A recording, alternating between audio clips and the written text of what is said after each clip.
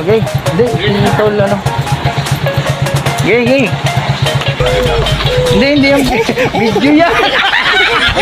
Okay, mananalangin si Tuli, mananalangin si Tuli. Nakano yan, gay.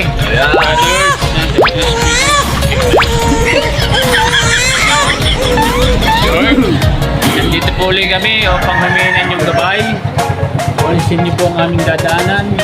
Sana po yung makarating kami sa inyo po ng isa sa wala pong magkaringin sa hiling mo namin sa inyo ang Panginoon. Pangalan ni Kristo kasama ang Espiritu Santo magpasawalang hanggan. Amen. Amen. Okay. Long live Al Pacabro! Long live! Yun, isang mapagpalang araw. Narito na kami sa venue namin sa Dumantay, Batangas. So, meron ditong charity. Meron tayong tutulungan na naman dito sa Batangas City. Yan, kasama natin ang Batangas sector ng ERC. Ang Rizal, yan, sina Sis Aisel, yung mga kasama natin ng Lipa.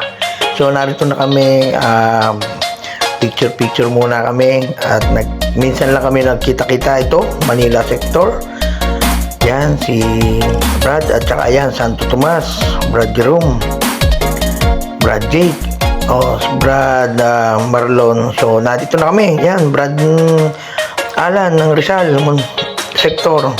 So yun, nagkapulong-pulong regarding sa gaganapin namin Christmas party. So nagkita-kita kami, napakasaya, ang dami namin dito, ERC.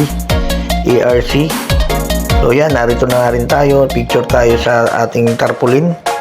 Yan, sina Brad Chill at saka sina Brad Jake. So yun, dito na tayo. Dumating din ang St. Clair. Shoutout sa inyo St. Clair, napakasipag niya mga yan. Mag-charity. Tuwin na lang kami may charity event. Lagi kami nagkikita-kita. Long live sa inyo, St. Clair. Yan, narito na rin ang ating mga Brad na nag-asikaso ng event dito sa Dumantay. So, yan, dalawang ating beneficiary. Meron silang karamdaman.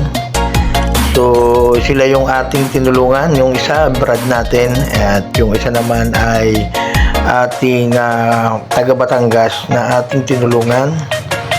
So napakasaya at nagkasama-sama kami lahat dito, lalo na sa ERC. Ito ang dalawang vlogger natin. So dito yan, ito yung karamdaman ng ating beneficiary. Narito rin tayo upang tumulong. Yan, dito yung iba't ibang riders. Yan, pauwi na kami. So yun, nagkakwentuhan, napakasaya. Ang ganda ng event. Long live